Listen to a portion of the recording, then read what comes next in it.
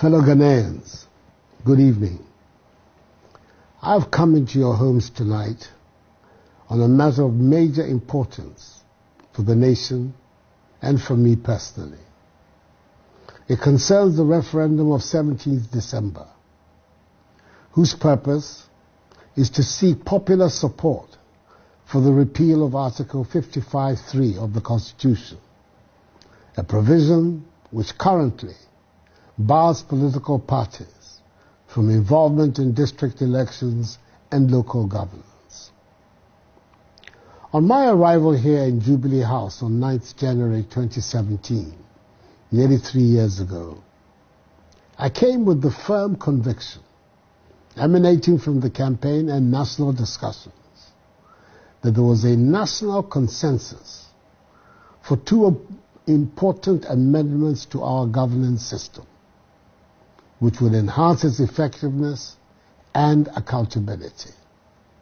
One related to the possible reorganization of our regional governance structure, and the other to the potential involvement of political parties in local governance. I thought, and still think, that such reforms should be based on a broad national consensus. It was in furtherance of this and other matters that on Tuesday, 18th April 2017, a little over 4 months into my mandate, I held a meeting with my three predecessors, the first, second, and fourth presidents of the Fourth Republic, Their Excellencies Jerry John Rawlings, John Akufo, and John Dramani Mahama, at Jubilee House, to seek their views and counsel on these issues. I came away from that meeting with the view that there was consensus amongst us that the time had come for political parties to participate openly in district assembly elections and local governance.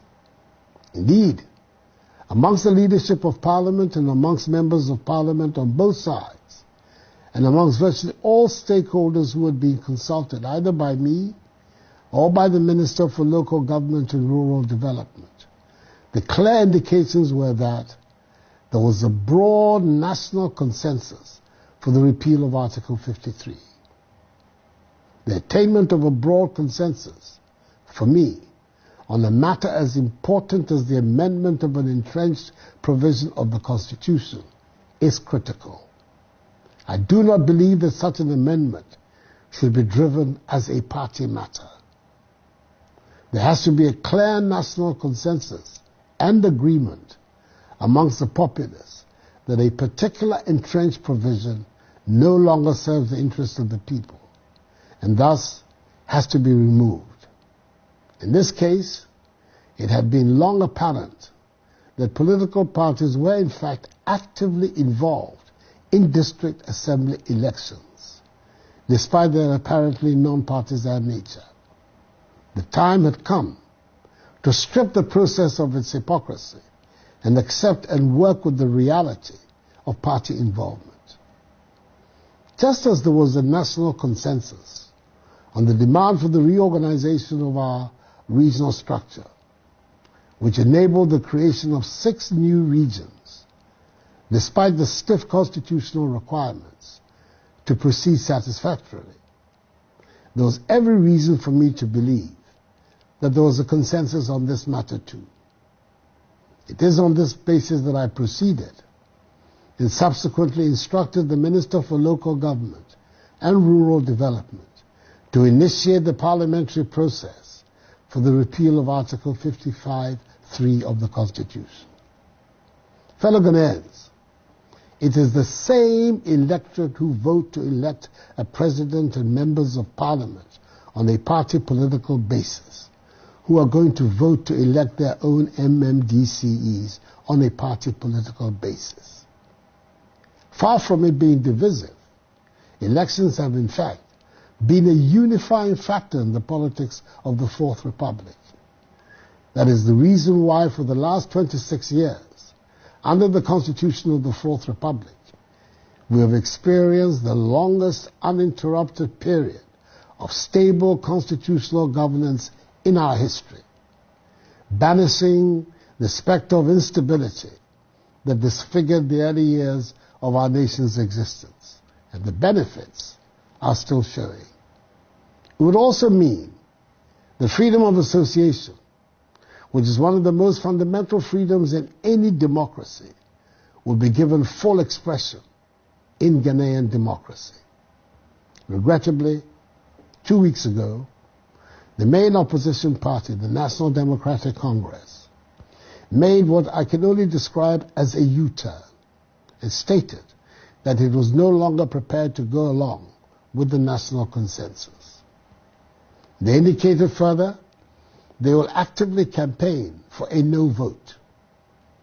Inasmuch as I still believe that there is enough support in the country for a yes vote to be successful on 17th December, I do not believe that this is the proper atmosphere in which an issue of such nature, i.e. the repeal of an entrenched provision of the Constitution, should be addressed in our country. Even after their U-turn, I undertook consultations across a broad range of opinion as to the way forward. The general result of these consultations was that the process of repeal should be put on hold for the time being to enable a durable national consensus to be forged on this matter. In these circumstances, I'm convinced that it will not serve the public interest to go ahead with the holding of the referendum on 17th December, even though I believe a strong campaign for a yes vote would have succeeded. This is not the kind of atmosphere in which the repeal of an entrenched provision of the Constitution should take place. Even though I'm unrepentant in my belief that party politics is good for our country, for it enhances accountability, I also think that on matters of such constitutional significance, there should be a broad national consensus behind the repeal of an entrenched provision of the Constitution. So, fellow Ghanaians, it is with deep regret that I've given instructions to the Minister for Local Government and Rural Development, who has spearheaded this process on behalf of government with commendable vigor and dynamism, to abort the process and see to the withdrawal of the bills for the amendment of the Constitution, both in respect of Article 2431 and Article 55.3.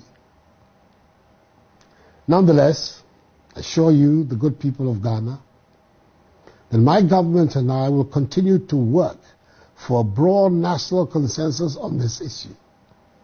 And should such a consensus be attained for the repeal of Article 55.3 of the Constitution and an agreement reached for political parties to participate in and sponsor candidates for election to district assemblies at any point during my tenure of office as President of the Republic, the matter will be brought again back to the front burner of our public discourse for the necessary action.